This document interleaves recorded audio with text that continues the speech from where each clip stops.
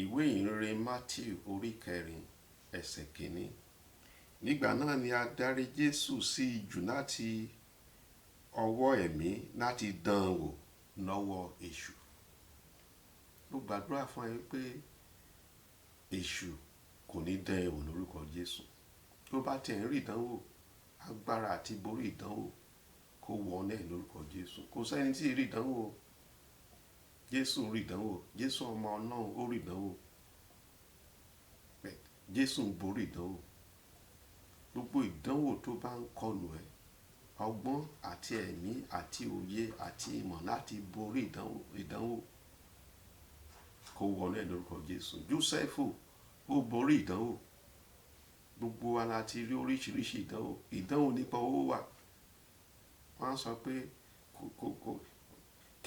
kò gba owó yìí, kò gba owó àbẹ̀tẹ́lẹ̀, kò gba owó rìbá láti ṣe ohun tí ò tọ́. Oríṣiríṣi ìdánwò ló wà. Ìdánwò nípa òrìṣà wà. Ìdánwò nípa obìnrin wà. Kò sẹ́ni tí ì rí ìdánwò.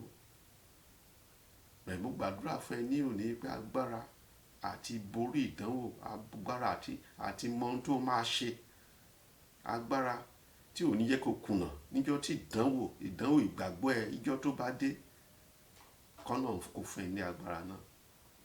Ó ń retí ọkọ, ìdánwò ni. Ó ń retí ìyàwó, ìdánwò ni. Ó ń retí ọmọ. Àbómìrí ìdánwò kò tètè bímọ. Oríṣiríṣi ìmọ̀ràn náà fún. Wá lọ bá babaláwo, wá lọ bá oṣó. A tún pè mí wípé ohun tí àwọn kan sọ ni mo sọ pé kó mọ̀ lọ.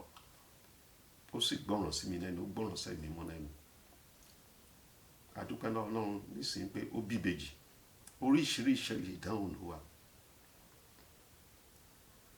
Ní òní, mo gbàdúrà fún ẹ pé ìdánwò kò ní yé kó ṣubú sínú ẹ̀ṣẹ̀. Ọlọ́run dè ní jẹ́ kí èṣù kó gbé ìdánwò tó ò ní borí fún ẹ. Gbogbo ìdánwò tó bá kojú ẹ, béèrè lọ́wọ́ ẹ̀mí mọ́ ohun tó máa ṣe. Ẹ̀mí mọ́ sì máa fún ẹ ní òye ní orúkọ Jésù Kristi Olúwa wa.